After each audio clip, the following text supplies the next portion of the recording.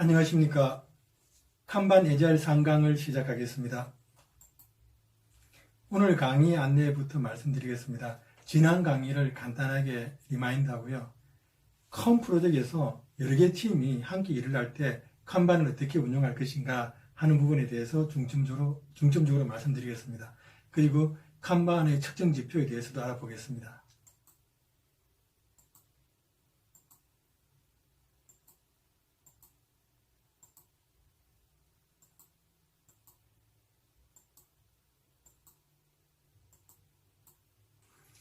네. 컴 프로젝트인 경우에 여러 팀이 같이 일을 하면서 많은 이슈들이 발생됩니다. 주로 이야기하는, 저희들이 많이 듣고 이야기하는 게 사일로 문화라는 게 있습니다. 사일로는 곡식을 담는 큰 저장 탱크입니다. 외부로부터 병충해를 방지하고 습도를 막기 위해서 튼튼하게 만들죠. 침범하지 못하도록.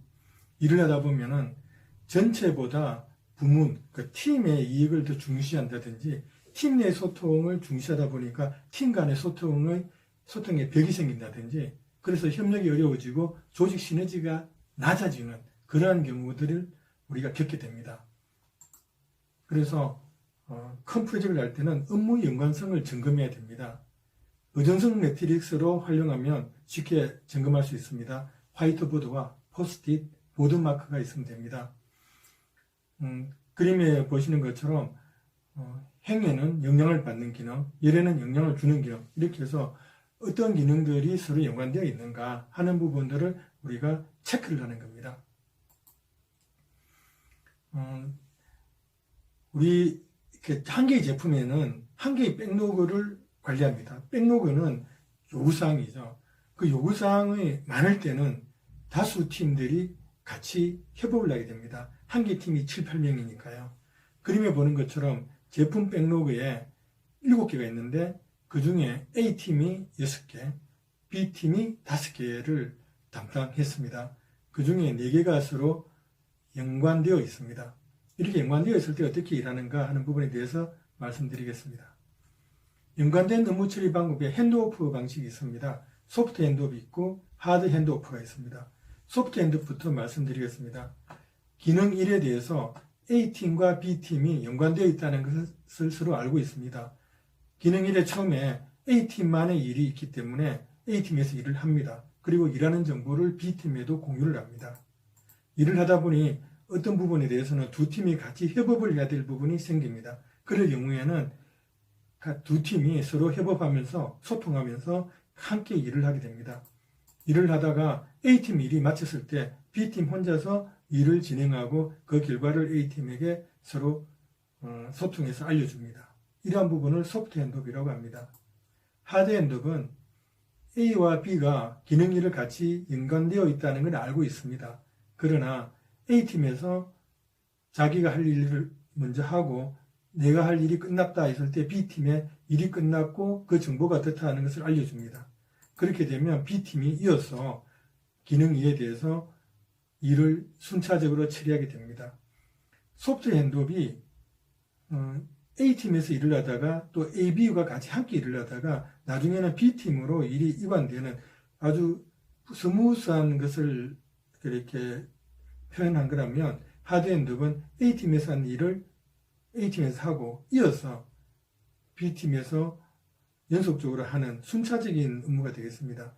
업무의 특성이나 복잡도에 따라서 소프트 핸드업을 할 것인지 하드 핸드업을 할 것인지를 결정하면 되겠습니다. 연관된 업무 처리할 때 고려할 점들입니다. 의존성 매트릭스를 활용해서 팀 간 의존성 정도를 파악해야 됩니다.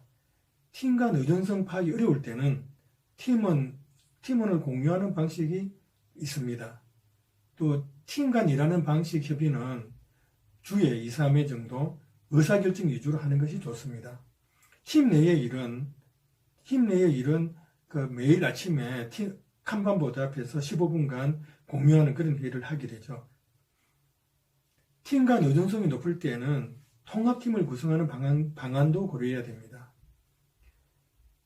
큰 프로젝트에서 여러 개 팀이 함께 일을 할 때 큰 방에서 미팅을 하게 되는데 빅룸 미팅이라는 그런 방식을 사용합니다. 깃발 기법이 있고 손가락 투표 등등이 있습니다.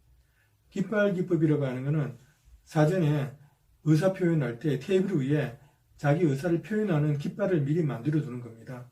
예를 들면 저에게 현재 이슈가 있어요. 우리 팀에 깃발을 꽂아 놓으면 저 팀에 이슈가 있구나 하는 걸 알 수 있습니다. 또 진행하다가 질문이 있어요 하는 부분을 꼽는 겁니다. 그래서 여러 가지 깃발을 가지고 그 팀에서 표현하고자 하는 것을 이렇게 나타내는 방식입니다. 손가락 투표는 전체 회의를 하면서 사람들의 의사를 희망하는 거나 찬성하는 부분에 대한 것을 좀 쉽게 간단하게 시각화시키는 겁니다. 5점 만점에 5점 만점 그러면 난 찬성한다. 1점이라고 한다면 나는 찬성하지 않는다. 이런 손가락의 점수로 이렇게 간단히 나타내는 거죠. 칸반에서는 시각화시키고 수평적인 소통을 하기 위해서 여러 가지 기법들을 사용을 하고 있습니다. 칸반 측정 지표에 대해서 말씀드리겠습니다. 칸반에서 무엇을 측정할 것인가? 리드 타임, 사이클 타임 측정이 있고 대결 측정, 누적 흐름도 측정이 있습니다. 각각에 대해서 알아보도록 하겠습니다. 리드 타임이라고 하는 것은 고객이 요청을 해서 그 요청이 완료될 때까지 걸리는 시간을 리드 타임이라고 합니다. 사이클 타임은 팀에서 업무가 시작되어서 업무가 완료될 때까지 걸린 시간을 사이클 타임이라고 합니다. 리드 타임과 사이클 타임은 타스크별 또 담당자별로 이렇게 나누어서 처리 속도를 측정할 수도 있습니다. 대기열 측정입니다. 각 단계별로 대기하고 있는 열이 얼마의 크기로 있는지 파악하는 겁니다. A팀은 작업 중열에 6개의 타스크들이 이렇게 몰려 있습니다. B팀은 대기하고 있는 부분이 이번하고 순조롭게 잘 진행된다는 걸 직관적으로 알 수 있습니다. 이렇게 병목이 있는 부분에 대해서 WIP 개수 제한을 한다든지 리소스를 더 투입한다든지 하는 부분을 가지고 조절을 하게 됩니다. 누적 흐름도 측정입니다. 진행 중인 업무의 양을 보여줄 때 사용합니다. 요청된 일이 어떠한 양으로 쌓여가는지, 작업 중인 일과 완료된 일이 어떻게 진행되고 있는지를 표시하게 됩니다. 요청된 일이 완료된 데까지 걸리는 간극이 사이클 타임이죠. 사이클 타임이 변화가 어떻게 된다는 것들도 우리가 파악할 수가 있습니다. 번다운 차트는 Y축을 아이템 개수 대신에 요청된 일을 표시합니다. 시간이 지나면서 요청된 일이 줄어들어 나가는, 완료된 일이 생기면 빼주면 되죠. 줄어들어 나가는 그 현상을 볼 수 있도록 되어 있는 것이 번다운 차트입니다. 오늘은 컴 프로젝트에서 다수 팀들이 협업을 할 때 칸반을 운영하는 방식에 대해서 알아봤습니다. 또 칸반을 측정하는 지표에 대해서도 알아봤습니다. 다음 강의에서는 칸반 적용 사례에 대해서 알아보고 칸반과 에자일의 차이점에 대해서도 연구해 보도록 하겠습니다. 네, 경청해 주셔서 감사합니다. 다음 시간에 뵙겠습니다.